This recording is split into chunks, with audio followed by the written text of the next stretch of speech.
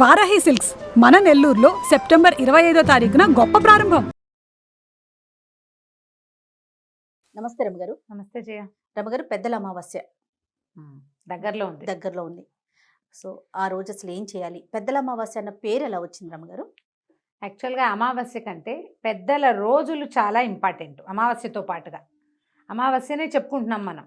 అంటే ఇక్కడ ఈ ప్రాంతాల్లో పాటిస్తూ ఉంటారు కాబట్టి. ఇది మన వినాయక చవితి చేసుకుంటాం. అక్కడి నుంచి చతుర్దశి నాడు నిమజ్జనం చేస్తాం. వినాయక నిమజ్జనం అయిపోయాక మనకి భాద్రపద పౌర్ణమి తెల్లవారిన దగ్గర నుంచి పౌర్ణమి వెళ్ళింది, పాడ్యం వచ్చిందా, ఇంకా పెద్దల రోజులు మొదలు మహాలయ పక్షాలు అంటారు. పితృపక్షాలు వాటి పేరు. అంటే తండ్రులకి, తాత తండ్రులకి, ముత్తాతలుగా ఎవరు మన పెద్దవాళ్ళు మన ఇంట్లో గతించిన వాళ్ళకి ఇవి పెట్టుకునేందుకు, పిండ ప్రదానం చేయడానికి, తర్వాత ఏమో ఈ తర్పణాలు విడవడానికి ఈ రోజుల్ని వాడతారు. ఈ 15 రోజులు ఏ శుభకార్యాలు చేయరు. సాధారణంగా పితృపక్షాలు కాబట్టి కొత్త వస్తువులు కొనుక్కోకూడదు, అలాంటి భావాలు ఉంటాయి. కొనుక్కోకూడదు, యాత్రలు చేయరు, దానాలు ఏమైనా విశేషంగా చేయదలుచుకున్నవి అంటే చేయదలుచుకున్న అవి చెయ్యరు. అయితే ఇందులో జనన మరణాలు అవి తప్పవు కదా. ఎవరైనా పుడితే పితృపక్షాలు పుడితే ఇక చేయగలిగేది. కానీ వాంటెడ్లు మొదటి కాలంలో ఏం చేసేవాళ్ళు, వాంటెడ్లు ఎవరు ఈ 15 రోజులు చేయరు. 15 డేస్ కొంచెం జాగ్రత్తగా ఉండాలనుకుంటారు. ఈ పితృపక్షాలు ఏంటి, 15 పక్షం అంటే 15 రోజులు, 2 వారాలు. చతుర్దశి పౌర్ణమి నుంచి అమావాస్య వరకు ఉండే ఈ పితృపక్షాల్లో ఎవరెవరు వాళ్ళ ఇంట్లో గతించిన పెద్దవారి తాలూకు తిథులు, పాడ్యమి నాడిపోయిన వాళ్ళు ఉంటే సంవత్సరంలో వాళ్ళకి తద్దినం పెట్టలేకపోయారనుకో, అవునవును, వాళ్ళ ఒరిజినల్ తిథి నాడు పెట్టలేకపోతే ఈ రోజున పెట్టుకోవచ్చు. ఒకవేళ పెట్టగలిగినా కూడా మహాలయం పెడితే చాలా మంచిది, పితృదేవతలకి ముక్తి కలుగుతుంది అని భావిస్తారు. మహాలయంలో పెట్టడం. ఈ మహాలయము అంటే ఈ 15 రోజుల్లోనే ఎక్కడెక్కడ అతృప్తమైనటువంటి ఆత్మలు ఉన్నాయో వాటికి ఎక్కడైతే నీరు అందదో వాటికి అందుతాయి అన్నమాట. మన తాత తండ్రులకి కాకుండా మన వంశంలో పోయిన వాళ్ళకి కూడా అలా పెట్టిస్తారు. పాడ్యం నాడు తాతగారు నాయనమో ఎవరో పెద్దవాళ్ళు పోయారనుకో, ఆ రోజున వాళ్ళకి ఇది పెట్టడం, పెడితే ఇది ప్లస్. అప్పుడు మామూలు రోజుల్లో చేయలేకపోతే ఇది ఒకటి, మామూలు రోజుల్లో చేయగలిగి కూడా పెడితే ఇంకా అధికస్య అధికం ఫలం, పితృదేవతలకు మోక్షం లభిస్తుందని, తదనంతరం వంశాభివృద్ధి అవుతుందని చెప్తారు. ఇది పెద్దగా మనం డిస్కస్ చేసుకోవాల్సిన పండగ వ్యవహారము ఏం కాదు. కొంచెం అవగాహన కల్పించడమే. ఈ పితృపక్షాల్లో శుభకార్యాలు అవి చెయ్యరు, యాత్రలు చెయ్యరు, ప్రయాణాలు అవి పెట్టుకోరు. ఈ రోజులు అంత మంచివి కాదన్న భావన ఒకటి ఉంటుంది.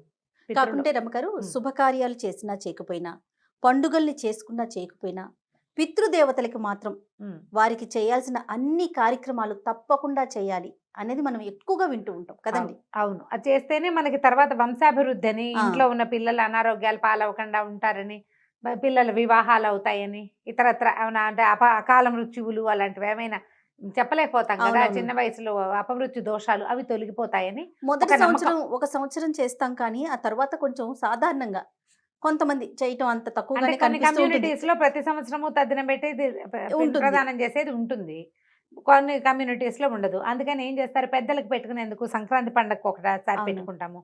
కొంతమంది దీపావళి అప్పుడు పెట్టేవాళ్ళు కొంతమంది కనిపిస్తారు. ఈ మహాలయ పక్షాల్లో పెట్టుకోవచ్చు. తిథి తెలియని వారు ఉన్నారు. ఇప్పుడు తిథులు జ్ఞాపకం పెట్టుకుని చేసుకునే విధానం ఉన్న వాళ్ళు వాళ్ళ దారిని వాళ్ళు చేసుకుంటారు. ఓకే అండి. ఆ కమ్యూనిటీస్ వాళ్ళు వాళ్ళ దారిని వాళ్ళు ఆ రోజున తిథి నాడు తదినం పెట్టుకుంటారు, చేసేసుకుంటారు. పెద్దలకి పెట్టుకుంటారు. తర్వాత ఈ తిథి నాడు మహాలయంలో వచ్చే తిథి నాడు కూడా వాళ్ళంతటి వాళ్ళు చేసేసుకుంటారు. వాళ్ళకి చెప్పేదేం లేదు. కానీ మన తల్లి తండ్రి తాత వాళ్ళు ఏ రోజున పోయారో మనకి తెలియనప్పుడు పెద్దల అమావాస్య రోజున వాళ్ళ కోసం పిండ ప్రదానం చేయించవచ్చు. ప్రధానంగా ఏం చేస్తారు అమ్మగారు? పిండ ప్రదానం చేయటం అంటే బ్రాహ్మణులు చేసే క్రియ చేయ, పెద్దవాళ్ళ కోసం పెడతారు. ఇళ్లలో పెట్టుకునేటప్పుడు ఏం చేస్తారంటే 2 ఆకులు వేసి అన్ని పదార్థాలు వండి చక్కగా పప్పు, కూర, పులుసు, పచ్చడి, 2 పదార్థాలు లేదా 2 కూరలు 2 పచ్చళ్ళు కాకుండా 4 కూరలు 4 పచ్చళ్ళు కూడా వండుతారు. కొన్ని ప్రాంతాలని బట్టి కలగూర వండుతారు, కొన్ని చోట్ల స్వీట్లు, పాయసము, తర్వాత పులిహోర, అంటే అన్ని రకాల పదార్థాలని నివేదనలాగా పెడతారు. అయితే ఈ పెద్దవాళ్ళ పేరు చెప్పుకుని వాళ్ళ పేరుతోటి బట్టలు పెట్టుకోవటము, ఎవరికైనా బట్టలు ఆ బట్టలను ఇచ్చేస్తారు. వీటినేమో చాకళ్ళకి ఇచ్చే ఆ పద్ధతి ఉంటుంది. ఎవరికో ఇంటికి పనిచేసే వాళ్ళకి ఇచ్చేవాళ్ళు కొంతమంది వాళ్ళ విధానాన్ని బట్టి పెట్టుకుంటారు. ఇది ఇంట్లో మనకి లేకపోయినా కూడా చేసి, ఇప్పుడు మనకు ఒక అనుమానం ఉంది, ఇది సాధారణంగా అందరూ ఎవరి పద్ధతి ప్రకారం వాళ్ళు చేసుకుంటారు. ప్రత్యేకంగా ఇవాళ మనం ఎందుకు చెప్తున్నామంటే ఈ పితృదోషం ఉంది మీకు అని జాతకాల్లో చూసి చెప్తున్నారు ఇవాళ. పితృదోషం అంటే ఏమిటో మరి నాకు చాలా విచిత్రంగా ఉంది. పితృదోషం ఉంది అని దానికి శాంతి కోసం బ్రాహ్మణాయన 1,00,000 ఖర్చు చెప్పారని ఒక ఆవిడ నాకు చెప్పారనమాట. ఏం చెయ్యాలి పితృదోషాలు అంటే? ఆ పితృదోష నివారణ ఈ మహాలయ అమావాస్య నాడు చెయ్యొచ్చని నేను చదివాను. ఒకవేళ మనకు అలాంటి అనుమానం ఉండి, దానికి రకరకాలు చెప్తున్నారు. మీ ఇంట్లో మగపిల్లలు పుట్టపోవటానికి కారణం మీకు పితృదోషం ఉందని, లేకపోతే పిల్లలకి ఏదైనా పిల్లల పైకి రాపోవడానికి పితృదోషం ఉందని ఉంటే ఉండుండొచ్చు, జాతకాల ప్రకారం ఉంటే ఉండొచ్చు, అదొక దోషం అయ్యి ఉండొచ్చు. మనకు ఆ వివరాలు తెలియవు. కాకపోతే ఏదైనా చెయ్యాలని భావిస్తారు కదా, ఆ చెయ్యాలని భావించే వాళ్ళు కనుక ఈ మహాలయ పక్షం రోజున మన తాత, తండ్రి, ముత్తాత గారు వాళ్ళ పేర్లు మనకు పేర్లు కనుక తెలిస్తే వాళ్ళ పేరు మీద ముత్తాత వరకు మనం పెట్టచ్చు. ముగ్గురు 3 ఆకులు వేసి ముగ్గురికి చక్కగా భోజనం ముగ్గురు పేరుతోటి ఏదైనా అన్నదానం చేయటం కానీ, వస్త్రదానం చేయటం కానీ, ఒక వస్తువుని దానం చేయటం కానీ, ఎవరన్నా ఒక బ్రాహ్మణాన్ని పిలిచి వాళ్ళు నేను పెట్టుకుంటానండి మా తాతకి మా నాన్నకి అని చెప్పుకుని దగ్గర కూర్చోబెట్టుకుని వాళ్ళతోటి చేయించుకోవచ్చు. చేయిస్తే ఈ పితృదోషం ఉందేమోనన్న అనుమానం ఉన్నా, ఏమైనా తాత నాన్నల శాపాలు తగిలి పిల్లలు పైకి రావట్లేదని మీకు భయంగా ఉన్నా, ఆ భయం ఇప్పుడు నేను మీలో కొత్త భయాన్ని రేకెత్తించట్లా, లేదండి, మీకు డౌట్ ఉంటే ఈ పని చేయొచ్చు. అవునవును, ఆల్రెడీ ఇలాంటి అనుమానాలు చాలా ఉంటాయి మనకు మెసేజ్లు వస్తూ ఉంటాయి కదా, చాలా మంది అడుగుతూ ఉంటారు. అలాంటిది ఉంటే కనుక ఈ పెద్దల 15 రోజుల్లో మొదటి 15 రోజులు 14 రోజులు తిథుల ప్రకారం చేసుకునేది, ఆఖరి రోజున అందరూ చేసుకోవచ్చు. తర్పణాలు విడుస్తారు, సంబంధం లేకుండా అమావాస్య నాడు చేస్తే మన పితృదేవతలు సంతృప్తి చెందుతారు. అయ్యగారు ఎవరితోటి మీకు అలవాటు ఉందో వాళ్ళని పిలుచుకుని వాళ్ళకి ఏదైనా కొంత ధనాన్ని ఇచ్చి ఈ పని ఇది చేయించుకోవటం, చేయిస్తే ఏమవుతుందంటే మనకి కొంత సంతృప్తిగా ఉంటుంది. మన తాత నాన్న ఎక్కడైనా అతృప్త ఆత్మలుగా ఉండి నీటి కోసం చూస్తున్నారు అని అనిపిస్తే వాళ్ళు తృప్తి చెందుతారు, తద్వారా మన కుటుంబం వృద్ధి చెందుతుంది. ఇందులో సూపర్స్టిషియస్ ఏం లేదు, మన నమ్మకాలు అంతే. ఉంటే చేసుకోవటమే. ఏం చేయాలి అని మన డౌట్ వస్తుంది. మామూలుగా ఏం చేస్తాం, నాన్న బర్త్డే రోజును ఆయన డెత్ డే రోజును వెళ్ళి గుళ్ళల్లో అలా ఇవ్వటం, మా నాన్నగారికి సంవత్సరికం పెట్టలేదు, అలా బాధలు ఉంటాయి. ఆడపిల్లలకి చాలా ఉంటాయి ఈ విషయంలో.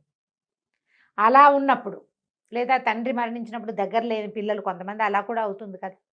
అమ్మ నాన్న ఎవరో తెలియని వాళ్ళు, మీకు అలాంటి అసంతృప్తి ఉంటే ఈ రోజు దానికి ఉపయోగపడే రోజు.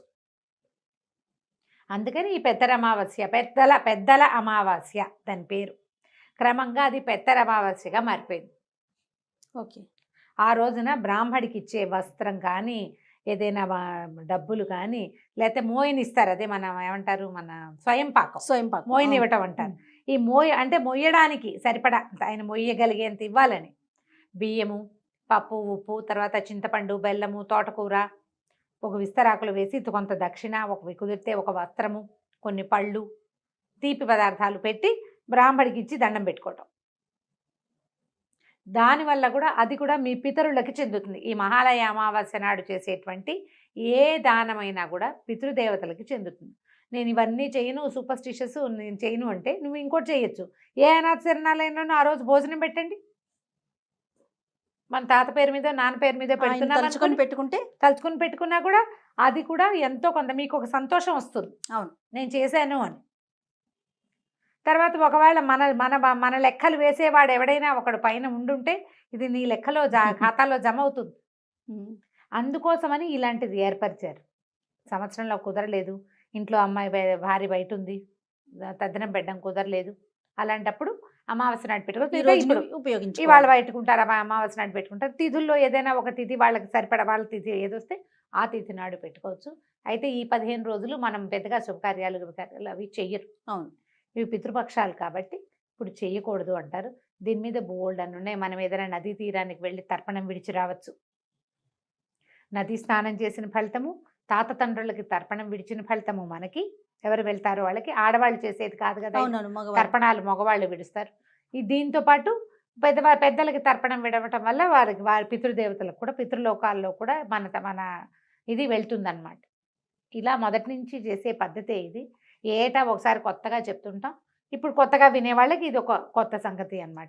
ఇలా చేయొచ్చు. దేవాలయంలో పూజ చేయించుకోవచ్చు. దేవాలయంలో ఏదైనా అక్కడ ఉంటారు అర్చక స్వామి, వాళ్ళకు కూడా మోయినివ్వచ్చు. మీరు ఏది అవకాశం ఉంటే అది ఈ రోజున చేసుకోవచ్చు. మనకి 10వ తారీఖు నుంచి మొదలుపెట్టి సెప్టెంబర్ 10 నుంచి సెప్టెంబర్ 25 వరకు మహాలయ పక్షాలు లేదా పితృపక్షాలు. 25వ తారీఖు పెత్తర అమావాస్య లేదా మహాలయ అమావాస్య. దాని తర్వాత రోజు నుంచి మనకు మొదలు ఆశ్వేజ మాసం వచ్చేస్తుంది. భాద్రపదం తర్వాత వచ్చేది ఆశ్వేజం కదా. అమ్మవారి దేవి నవరాత్రులు మొదలవుతాయి. ముందు రోజు ఇది చేసుకోవటం, తర్వాత గృహశుద్ధి చేసుకోవటం, అవన్నీ మన పద్ధతులను బట్టి మనం శుద్ధి చేసుకుంటాం. మర్నాడు పండగ రోజు నుంచి పాడ్యం నుంచి మొదలు కదా, బాలా త్రిపుర సుందరి అవతారంతో అమ్మవారు వచ్చేస్తుంది మన ఇంటికి. రైట్. నమస్తే రమ్మగారు. నమస్తే.